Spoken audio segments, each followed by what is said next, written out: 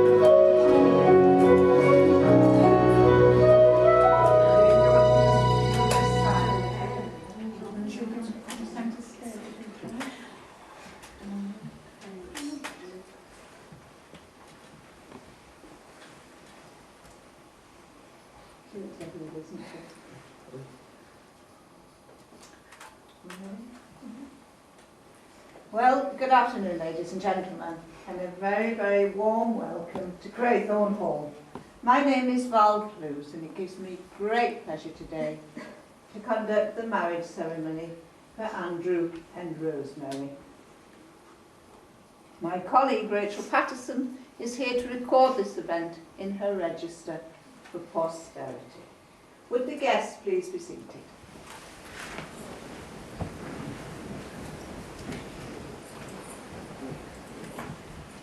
Who gives Rosemary in marriage? I do. Thank you very much, Ian. If you'd like to take a seat, and two best men, if you'd like to take your seats, please. Thank you. And you two would like to hold hands if you've seen each other before.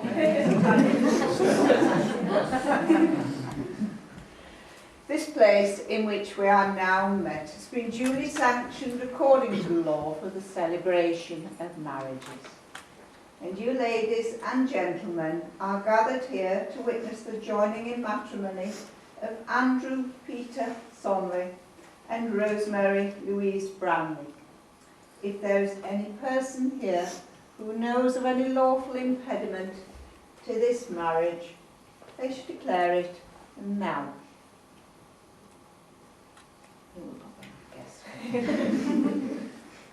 Marriage is a promise, a potential made in the hearts of two people who love each other, and it takes a lifetime to fulfill. Before you are joined in matrimony, I have to remind you of the solemn and binding character of the vows you are about to make. Marriage, according to the law of this country, is the union of one man with one woman voluntarily entered into for life to the exclusion of all others. To begin the ceremony, Andrew, will you please tell us your full name? Andrew Peter Sonley. And Rosemary, your full name? Rosemary Louise Brownlee. Now I'm going to ask each of you in turn to declare that you do not know of any lawful reason why you should not be married to each other. And Andrew, if you could repeat after me, please. I do solemnly declare I do solemnly declare that I know not that I know not of any lawful impediment of any lawful impediment why I, Andrew Peter Sonley, why I, Andrew Peter Sonley, may not be joined in matrimony may not be joined in matrimony to Rosemary Louise Brownlee. to Rosemary Louise Brownlee. Rosemary. I do solemnly declare I do solemnly declare that I know not that I know not of any lawful of impediment any lawful impediment why I, Rosemary Louise Brownlee, why I, Rosemary Louise Brownlee, may not be joined in matrimony may not be joined in matrimony to Andrew Peter Sonley. to Andrew Peter Sonley. Andrew and Rosemary wish to marry, for in each other's company they have found fulfilment and love. And as a consequence of this love, they have drawn closer together and now wish to publicly affirm their relationship and offer each other the security that comes from vows sincerely made and faithfully kept. And Lisa, if you could join us for the first reading, please.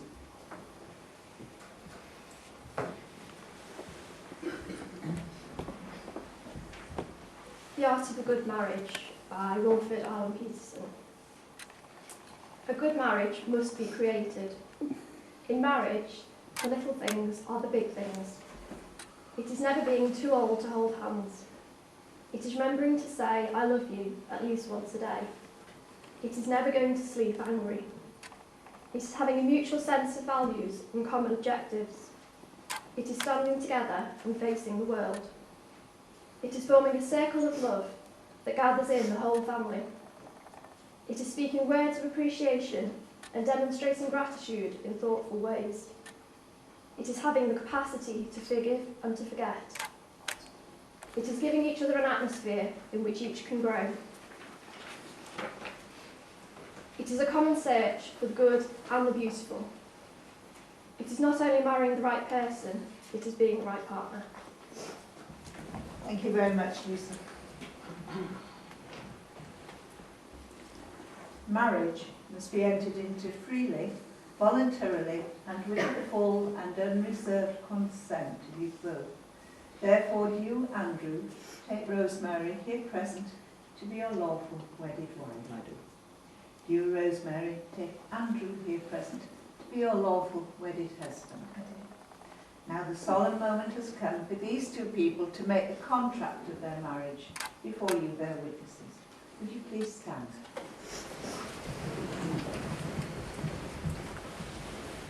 Andrew, I'd like you to say these words to Rosemary, please. I, Andrew Peter Sonley, I, Andrew Peter Sonley, take thee, Rosemary Louise Brownlee, take thee, Rosemary Louise Brownlee, to be my wedded wife. to be my wedded wife. Rosemary, if you say these words for Andrew. I, Rosemary Louise Brownlee, I, Rosemary Louise Brownlee, take thee, Andrew Peter Sonley, take thee, Andrew Peter Sonley, to be my wedded husband. to be my wedded husband. And Andrew, if you can make your promise to Rosemary, please. I promise to love you always, I promise to love you always, to be true to you alone, to be true to you alone, to share happiness and sorrow, to share happiness and sorrow, to honour you, to honour you, and to show respect at all times. and to show respect at all times. Rosemary, if you promise this to Andrew, please. I promise to love you always, I promise to love you always, to be true to you alone, to be true to you alone, to share happiness and sorrow, to share happiness and sorrow, to honour you, to honour you, and to show respect at all times. and to show respect at all times. Would the guests please be seated?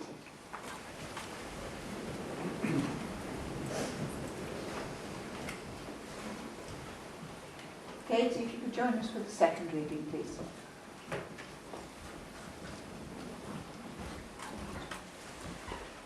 What is love?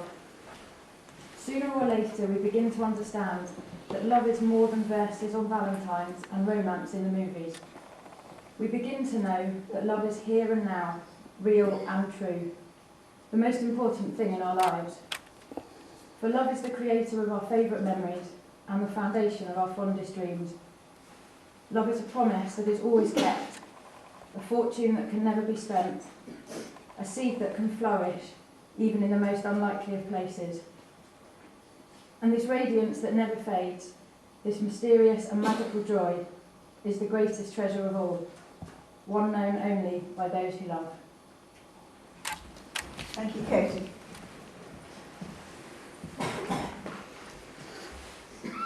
We now come to the giving of the wedding rings. This is the traditional and ancient way of sealing the contract you have made, and is an outward sign of the lifelong promises that you are making to each other today. And I've got two best men, Stephen and Glenn. Please, you come forward. Stephen, got Andrew's ring? Yeah. Well, I'm delighted. Did have half an hour ago. And if you would give Andrew Rosemary's ring, please. If you just stand there for me. And Andrew, if you'd like to place the ring on Rosemary's third finger of her left hand as you say these words to her. I give you this ring I give you this ring as a symbol of my endless love for as a you. symbol of my Symbol of my endless love. love for you. All that I am All that I am and all that I have, and all that I have, I bring to you. I bring to you. May this ring remind us of this moment May this ring remind us of this moment and the commitment that I have made to you. and the commitment that I have made to you.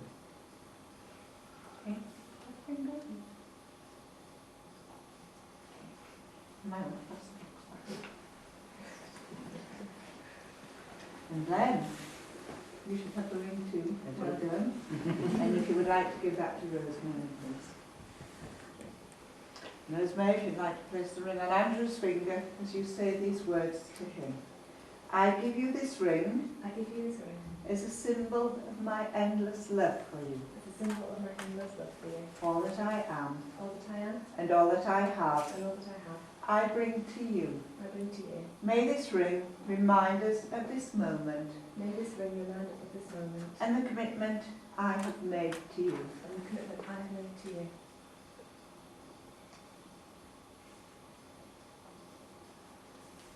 And could you gentlemen just check if those rings are very firmly in place for me, please? Yeah, that's a good idea. Wonderful. Right, please.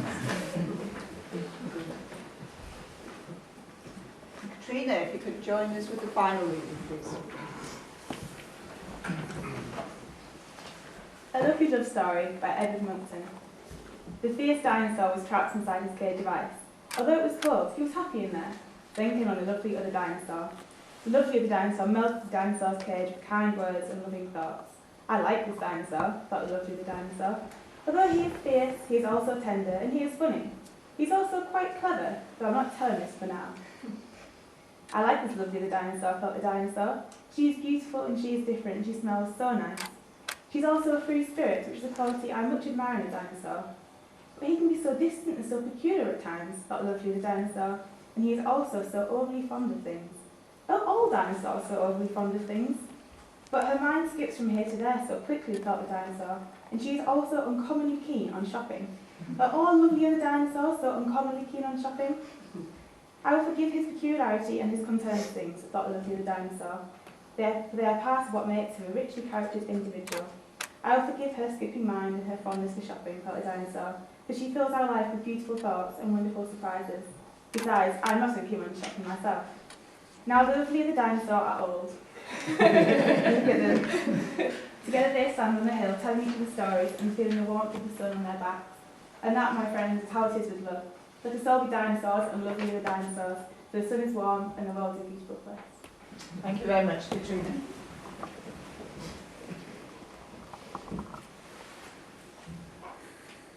I'm just going to address you two dinosaurs.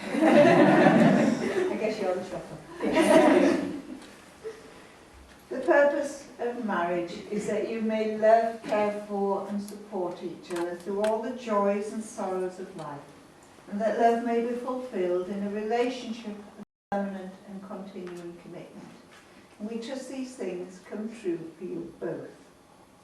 Today, you have promised each other the most precious gift of love.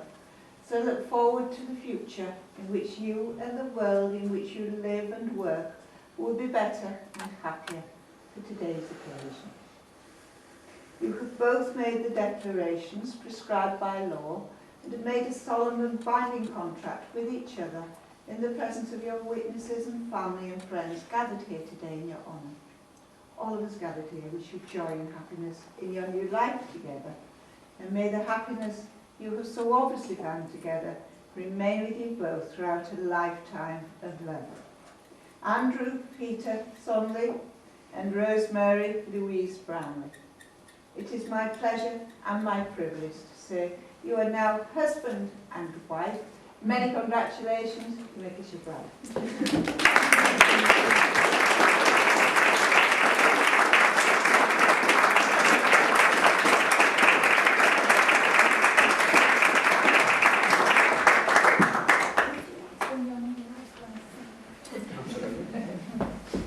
Two chairs.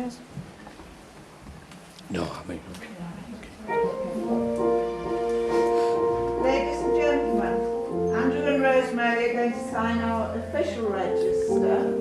It is the proof that today has actually taken place. It is a very special ink that registrars use, so it never fades and it can never be rubbed out. And for generations to come, it will be kept in our vaults in Harrogate. So they will sign, the witnesses will sign, Rachel and I will sign. Then we're going to put a blank register up for the photographers to take over, take some photographs. And when the official photographers are finished, you'll have the opportunity to come forward and take photographs. Thank you.